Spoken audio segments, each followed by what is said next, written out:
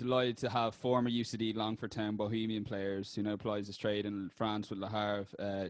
Also got 12 caps for Tunisia. Ayman Ben Mohammad, welcome to the podcast. Thanks for having me. Good to chat with you. Been a long time. Yeah, no worries at all. It's been a long time. We were talking just before we came on air. 2007, wasn't it, in St. Bridget's? Yeah, man. St. Bridget's, long time, man. Haven't spoken to you since, so it's a bit mad, huh?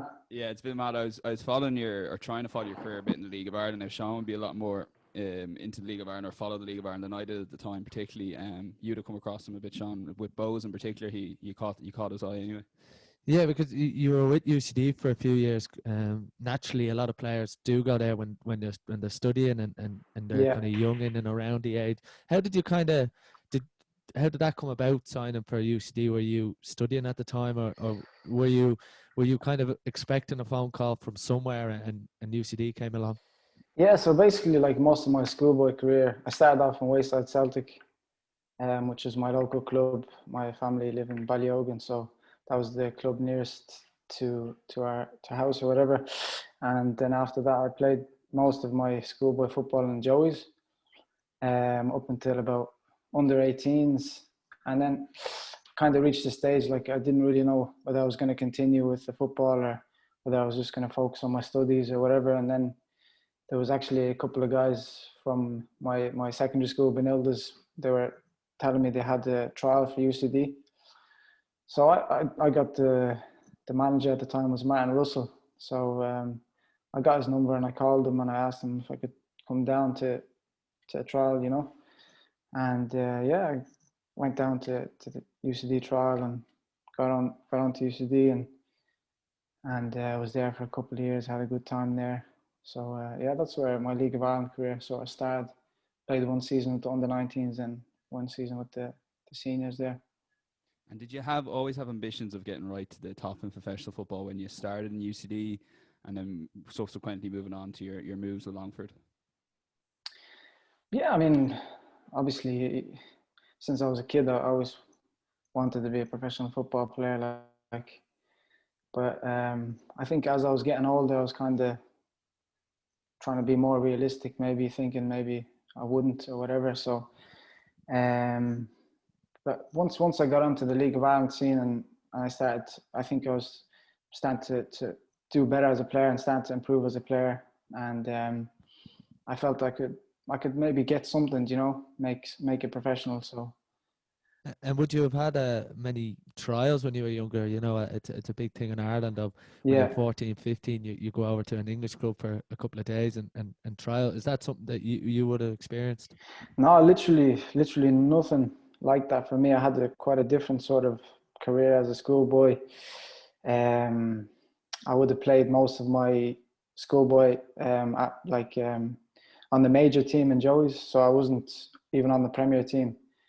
I had there was a manager there in Joey's, and he really like preferred physical sort of players, like big players and stuff like this. So I kind of struggled to get a look in there. You know, I was kind of playing more for fun with Joey's. Because wasn't really getting much of a look in. And subsequently didn't really get like any underage caps or any trials or anything over in the UK or whatever. So I was kind of what to call maybe like a late developer or whatever, you know. Yeah, that's interesting because when I played with you, or when I say play with you in Bridget's, I'm talking about PE classes here as opposed to play on a team with you. But you were brilliant left foot, I always remember. That's very interesting about the Joey side of things, and just in terms of, you know, maybe developing late physically and maybe managers preferring that.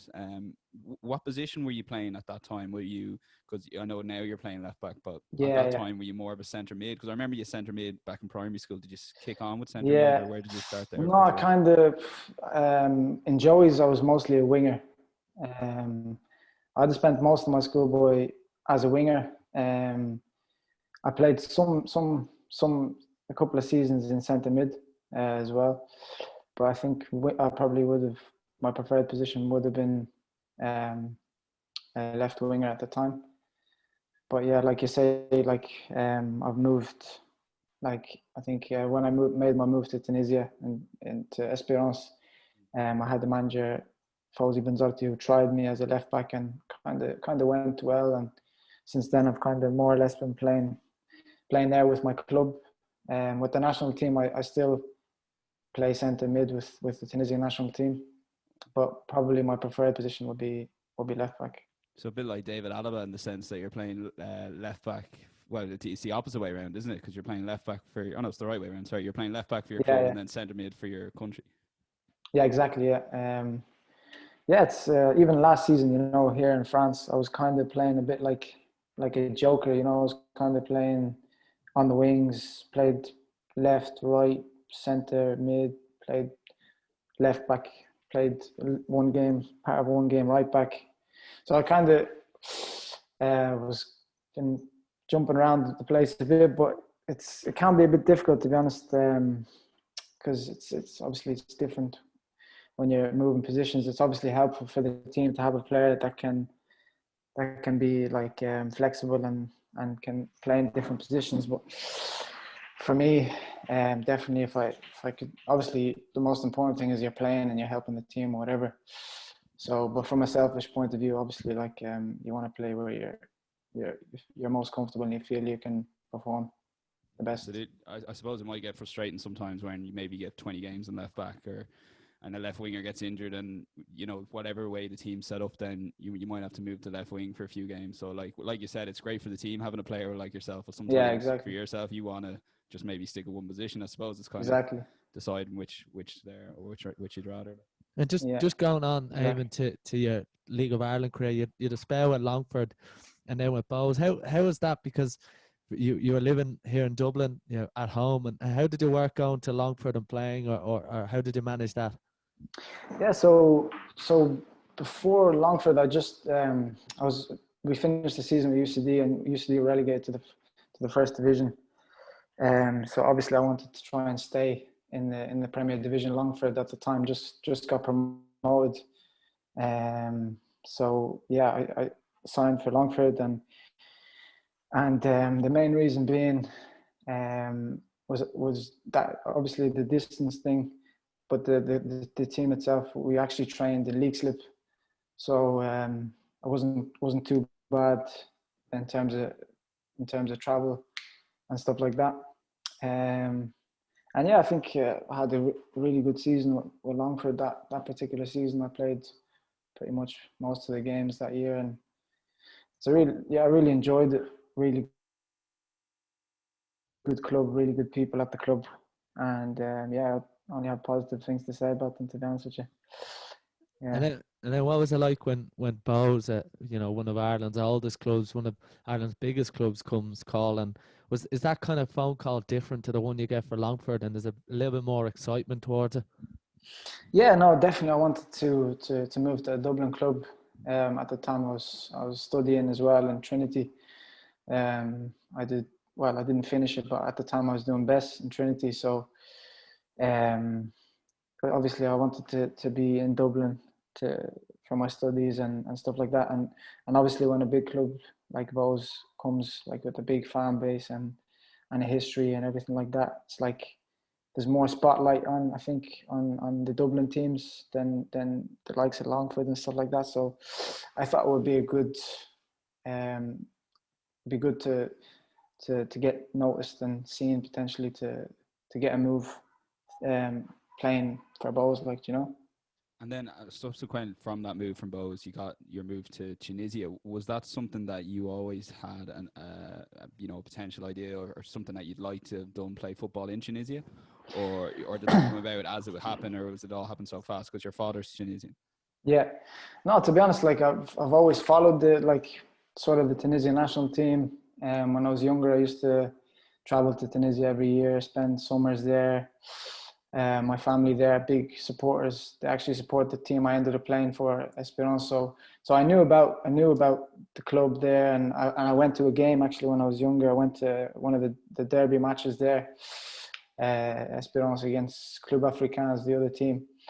And yeah, throughout my childhood, I would have followed the national team, especially like when they would have been playing sort of like the African Nations Cup and stuff like that. I would have been following. So So I had an idea about Tunisian football. In terms of the move, I wasn't really expecting at all to. I was kind of thinking more, hopefully I can get something in the UK or Scotland or something like that. I wasn't really anticipating moving to Tunisia. That kind of came out of the blue, actually. I remember at the time I was studying for some exams, you know, in Trinity, and I was in the library studying, and I got a phone call from Tunisia, and I thought it was going to be obviously one of my family or whatever, you know, and it was someone from the federation that invited me, you know, for a game, a qualifier they had at the time against Djibouti it was. So it was a little bit of a surprise, like I was shocked, to be honest. Like I wasn't really expecting that they'd know me, you know, like I didn't think they'd be following like know much about the League of Ireland and stuff like that. So yeah, then after that I went to the national team, the camp. We had the camp in Tunisia, and then the game was in Djibouti. Didn't end up playing that one, but it was still brilliant to get the call up and to get that experience and stuff like that. Yeah, what is that experience like, joining into an international camp? You know, would you have known any of the players? Would you have known any of the coach? And how did that work, that dynamic of sort of coming into a step into the unknowns almost? Yeah, to be honest, like I personally, I didn't know anyone. So it was tough, like, you know. Obviously, I knew, like, just from following the national team, I would have known some of the players like Kazri and some other players like that play in Europe, especially. So I would have obviously been even looking up to these players, you know. So it was a bit a little bit daunting, you know, when I was first going over. Didn't really have great Arabic either, so it was it was a little bit tough in terms of like going over and kind of trying to integrate into the team and stuff like that. But yeah, like it's a good experience all the same, you know. And you had 3 years. When your first, you obviously had that camp for Tunisia. What was your first cap like when that came along? In terms of how big a moment was it, not just for yourself, obviously your family as well? Yeah. Actually, my first cap would have came when I was playing in Tunisia at the time. I was already playing for Espérance. My first year in Tunisia with Espérance was kind of was a very tough year for me. Like, it was very difficult moving over there, trying to adapt to everything over there. And I didn't get much game time for first year. I think I played maybe 2 games or something like that. And then the second year, I got injured, did my cruciate, and I had 2 surgeries. I had my cruciate, and I had a groin operation. It was an injury I had from before, you know. So they just decided to operate when I got the cruciate, because I was going to be out for some time anyway. So once I came back, then I started to play. I played like maybe 4 or 5 games. Had 4 or 5 really good games, and then I got called up to the national team. So yeah, obviously it was amazing. Like something I dreamed of doing, like, since I was a kid, you know, to play for the national team. It was really amazing moment for me, and obviously a proud moment for my family and stuff like that. And yeah, definitely one of my biggest achievements. And yeah.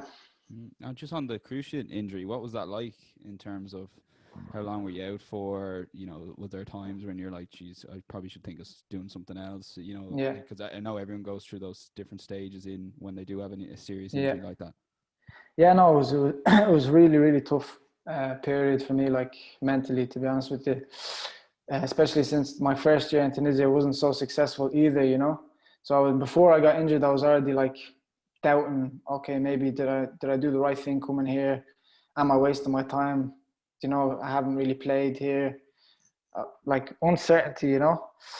And then when I got the cruciate, I was kind of like, you know what, this is maybe a chance to work hard and to try and come back stronger and to try and fight for my position. So I kind of looked at it from that perspective. Like, obviously it's not nice to get injured, but at the same time I said it'd be a chance for me to go back to the drawing board, sort of build myself up physically, mentally, and try come back stronger, you know. And like I said as well, I had It's called the pubalgia. I had like a sports hernia, sort of groin injury. It's like an injury was there like for a good year and a half. I was just playing with it, you know. So that was an opportunity. I had surgery on that as well, so it was an opportunity to get rid of that at the same time. So yeah. You spoke earlier about knowing and going to maybe one or two Espérance games. What is it like, and what is Tunisian football like in terms of its national league? What's the standard compared to the League of Ireland? And you know, in the League of Ireland, there's some clubs that, like you said earlier, aren't as well supported as others. You know, Bohemians being one of the strongest supported teams. So, what is that like in comparison to Espérance? Yeah, to be honest, Espérance, like, it's a really, really massive club in Tunisia, maybe one of the biggest in Africa as well. It's got a really, really huge fan base. It's the most successful club in Tunisia. Has like 4 Champions League titles, 30 league titles, 15 cups. It's a very, very big club in Tunisia and in the continent, you know. So it was great. Like, for me, when I got the call from Esperance, I didn't really think twice about it, because I thought, you know, this is a big opportunity. There's a lot of people, like, there's a lot of clubs that watch the likes of Esperance, like French clubs and stuff like that. So I thought it would be a good opportunity. In terms of the football in Tunisia, it's really huge. Like, it's a lot different from the League of Ireland. It's really, really well supported. It's not like Ireland, you know, people would follow more like the English League or whatever. There, it's like people are really, really passionate. I remember my first game when I arrived there. It was actually a cup final between Espérance and the rival team, Club Africain. So my first game going, I wasn't playing at the time because I was still just signed and I still had to get physically prepared or whatever it was. But the first game was like 60,000 full stadium, 30,000 each side.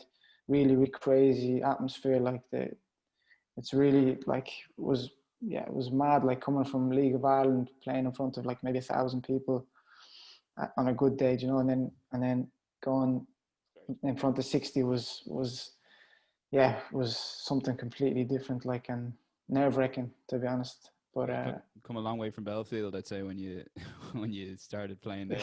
Exactly, man. Yeah, it's a completely different ball game. Like, and then you start getting more and more caps for Tunisia and more experience for Esperance. And you know, when you came recircled back into Irish news and in terms of our sport, is when you're playing in the African Champions League.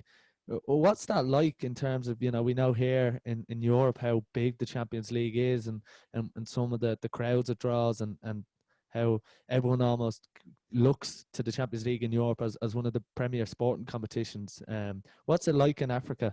And in terms of, you know, for a Tunisian side to get there again, like you said, Esperance has the pedigree. Yeah, I mean, obviously it wouldn't be nowhere near compared to Europe in terms of like how big it would be, the competition or whatever, but it's still, it's a really big competition. Like, especially for my club, Espérance, the last time they won the competition was in 2011. So that was really the primary objective. That, like, they left you in no doubt that that's what they want to win. The fans there, they're so demanding. They're so used to success. They're so used to trophies like that. Even like, you win the league with them and they'll clap you, and then that's it. It's finished. Like, then it's what's next. You know what I mean? That's the mentality there. It's like, it pushes you, you know. So I knew, there was no doubt in my mind, like, going there, like, they made it very clear that it was coming up to the 100th year anniversary of the club, which was 2019. So the pressure was on us, like, to deliver that Champions League, and that's what everyone, the club, fans, the president, everyone wanted, you know. So it was really, really massive, like, for us to win it, and the way we won it as well. The first one was really huge for the club, and even as for the country itself, Tunisia. Like, it's good for, obviously, the football, for Tunisian football, and to be playing like Club World Cup and stuff like that. It was pretty big, like. And then 2019, subsequently from that, you got your move to France with Le Havre. Talk to us a little bit about how that came about. So yeah, my contract was coming to an end in Tunisia, so I was kind of like trying to focus, because at the time we had really big games. We played that first Champions League. We won it, I think it was November, and then they changed the cycle of the Champions League there, because it used to be played through the summer. So now they wanted to change it to be like Europe, to finish, you know, before the summer or whatever. So we started a new cycle of the Champions League. So we were straight away into the Champions League again, and obviously the club wanted me to sign a new contract, and I was kind of caught between two minds. You know, I was trying to focus on trying to focus on the games, and at the back of my mind, I always had the idea that when the time came that I'd like to go back to Europe. That was always my goal, was to try and get back to Europe when I first came to Tunisia.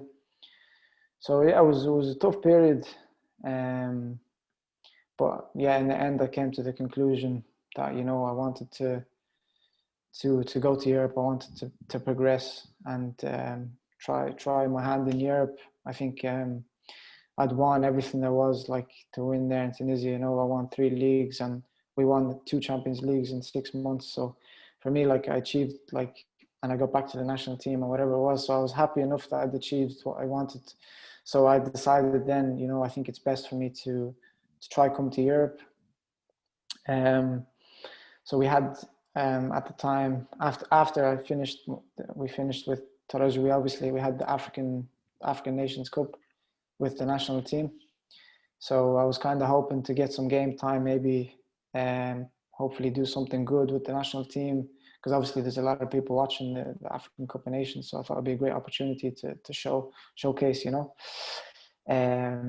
So I didn't really get, as I played 1 game off the bench, and I played the semi-final at the African Nations, and then after that was kind of, the offers I had were more or less France. Had like some clubs around the Middle East, which I wasn't really so interested in. It was more financial, like if I was going to go to the Middle East or whatever. And I had a Turkish club. Yeah, and it was tough. Even at the time, I didn't really have. It's my first time dealing with agents and stuff like that. It's like it's a good step. It's a good place to start. There's a lot of talent coming out of France. It's near England. There's a lot of English clubs watching the French league. So that's why I decided to come to France. Le Havre, obviously, it's I think the oldest club in France. It's got a really, really strong academy, probably one of the best in France. Really good facilities here, like a new stadium, new training ground. The manager at the time, and still, yeah, was Paul Le Guen, very good manager. Managed Lyon and Rangers, and he's a good manager. So when he called me, we spoke about the sporting project and the ambitions of the club and stuff like that. I felt it was the right move, and yeah, that's why I decided to come here. And kicking off with this season in particular, I suppose, with the lockdown and all and COVID, how was that in terms of being a professional footballer? Because I know everyone's lives has changed in terms of yourselves, like where you had to do a lot of lockdown training to start with before you got back into starting this season.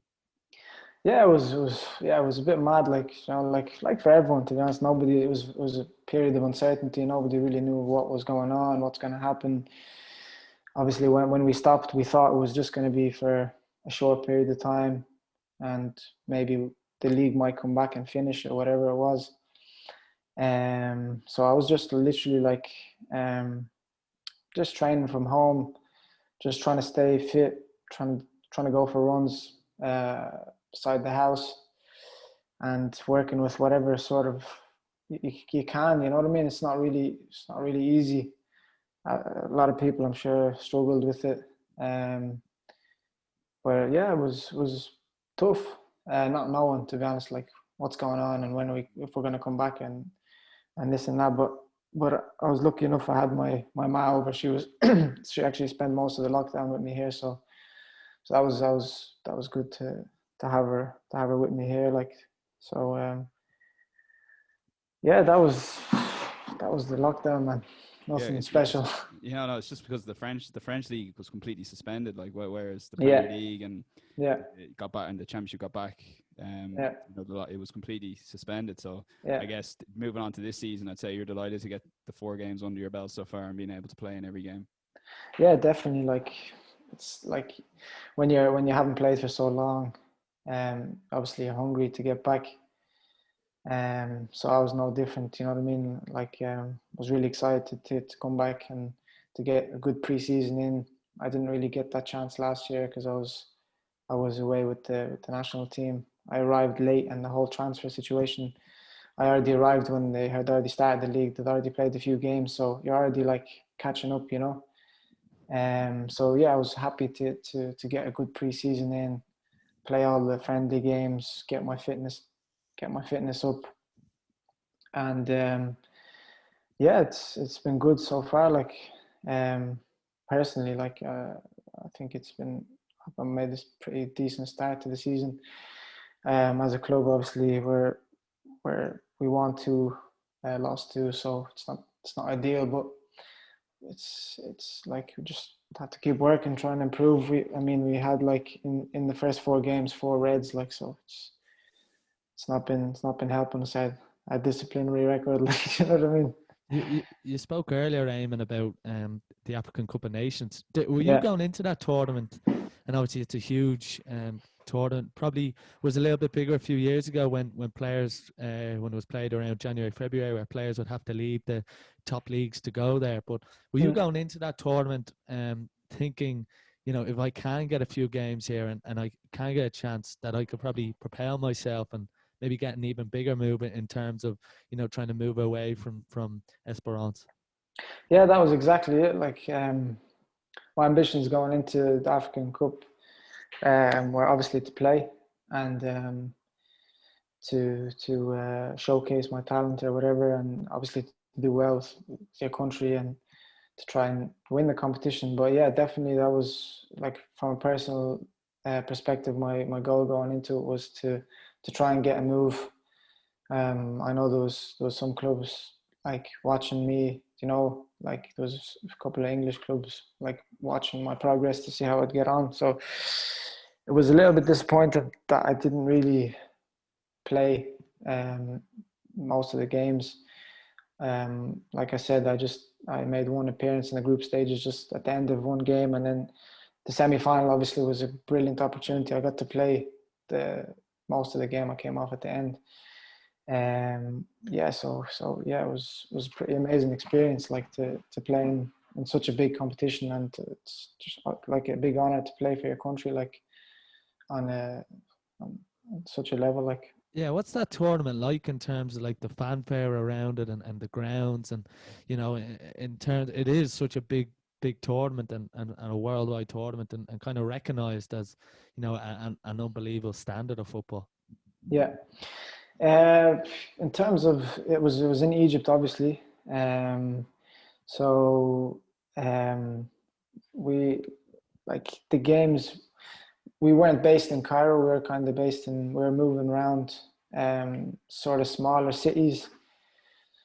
So for our games, it wouldn't have been like a huge following, which was a little bit disappointing. Like, I think the main focus was on obviously like would have been Cairo and the main national stadium there, in terms of like the fan support or whatever. But like, yeah, still unbelievable experience to play on that level and to represent your country and to play against some top players, you know. Yeah. What last thing on Eamon? So yeah, for yourself, I guess it's great for you. You know, you've had that experience, the African Cup of Nations, playing for Tunisia. You're now playing Ligue 2, trying to get promoted to Ligue 1. What's your goal over the next couple of years in terms of for both club and country, and for people to keep an eye out for you as well? Yeah. Yeah, in terms of club, like I said, we're trying to get promoted this year, trying to go up to League One. Yeah, it's the main objective of the club, and personally, it's the same, you know. Yeah, I still have a couple of years left on my contract here. So my focus this season is just more or less to be playing regularly and to continue improving. But ultimately, I would like to move on to if I can, like be it League One or with Le Havre or another top European league. That would be like personally one of my ambitions. And then in terms of country, we have qualifiers coming up. We have the African Cup qualifiers coming up and World Cup qualifiers. So for country, obviously, it would be my dream would be to sort of play the World Cup with Tunisia. So that would be my main objective with Tunisia. And have you thought about, you know, life after football and life after professional football? You spoke there about you were doing a degree, you didn't quite finish it. But is that something that has always been in the back of your mind? What am I going to do when you know the legs stop? Yeah, it's a big question, you know that, and it's a bit of a dilemma for most players, like to be thinking like about what's coming after their career. Obviously, I did 2 years in college in a 4-year degree. Didn't particularly love the course, so I don't reckon I'd ever go back to finish it. I think I'd love to maybe stay in the field, stay in somewhere or another, stay involved with football, be it through coaching or like getting badges or whatever it could be. Like I'd like to think that I'd stay involved in one way or another in football. Listen, Ayman, you've been amazing with your time. We're just going to finish with a quick fire round. So yeah, basically just one-word answers on kind of different things so far in your career. So your favorite goal so far? Hasn't been many, man. Well, it's tough. So from left back now, to be fair. Oh man, favorite goal, man. I'd have to go back to the Bows days, man. There's one cup game I scored the cracker like from 40 yards. Yeah, that's for the Bows fans. Yeah. I, on that one, I was going to ask a favorite memory in the League of Ireland. Would you have one in particular that stands out, or?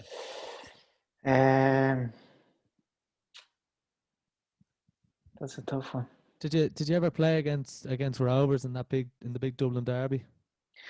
I did, to be honest. Didn't have the best memories, to be honest. We were beaten at home. I think it was like 4-0 or something. That was my one.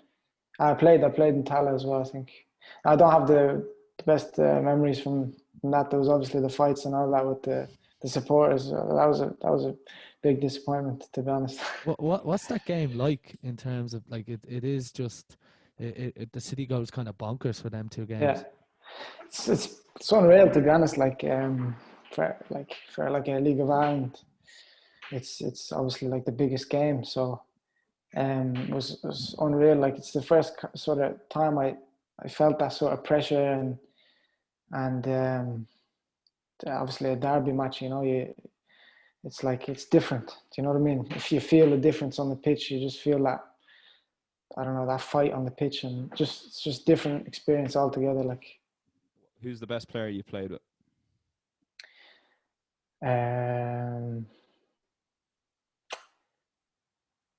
Probably Belali. He plays now in Saudi Arabia, but he won African Nations with Algeria. He's a really, really good player. Oh, wow. And then toughest opponent? Salah. Okay, cool. Best stadium you played in? The Tunisian national team home ground, Rhodes. How much does that hold? 60,000. And is that just pure mad on a match day, on an international match day? To be honest, it's kind of funny. Like the Tunisian national team it's a completely different vibe from the club football there. It's more family oriented, more calm. I think, the people in Tunisia, they're more passionate about their clubs than they are about the national team, which is a bit mad. Like, it's like they'd support their club over the national team, Because a bit like England, I guess, to a certain sense. Some England supporters. Yeah, I'd say that's a good comparison. Like even my old club, they call themselves a dawla, they call themselves a country, in itself. Like Taraji, Espérance is a country by itself. They have that sort of mentality. And is that something when you're in the Tunisian squad and you're a Esperance man and all of a sudden the Club d'Africain lads are there, is there a little bit of a split in terms of, other countries have suffered from that in the past, but is that something that is sort of maybe an unwritten rule that you just get on with it? Yeah, I mean, at the table, you would sit sort of near. It's just because you know them better. I wouldn't say it's anything malicious or whatever. Like, but yeah, you would sort of sit like with your club. But no, I don't think it's anything like. I think once you're with the national team, you have to just do what's best for the country and forget about any rivalries. You know what I mean? And last thing, a final question, lovely easy one for you. The best advice you've gotten so far in your football career from me, be it a coach or even a parent or anyone? Just probably in terms of like my situation. Obviously, I was like I mentioned at the start, I was sort of like a late development physically, and I would have had sort of some tough experiences with that. So just not to give up, man. Do you know what I mean? Just to keep going and to not let someone's opinion, because football is all about opinions. Everyone has a different opinion. This guy thinks you're good. This guy thinks you're not. You know what I mean? You just have to just keep working yourself and to believe in yourself, and that's it. Absolutely, Ayman. And I think a lot of players in Ireland kind of suffer from that because they might get an opportunity to go away to England and then they think divine right will get them back over there. And there's a lot of unfilled potential here. And you're probably a story of someone that filled their potential despite being a late bloomer and despite not always being a sort of a prodigy. So it's brilliant that you came on to share that story and look at you now. You're an international footballer playing in an African Champions League. You're playing an African Cup of Nations. So it's a real story yours of perseveration and determination to get there. Yeah. I mean, it's been different to say the least. It's been a different road. I wouldn't say many people have gone down the same route, but it's been interesting, and hopefully we can continue making stories. Yeah, absolutely. And you're not even at your peak yet. So, Ayman, listen, thanks very much for coming on the podcast. Pleasure, We're going to keep an eye on your career, and I'm sure a lot of the listeners will as well. And I know you've got a bit of a following here in Ireland. So, yeah, Ayman, thanks a million for coming on. Nice one, boys. All the best with Ayman. the podcast, and keep in touch, man. Appreciate it.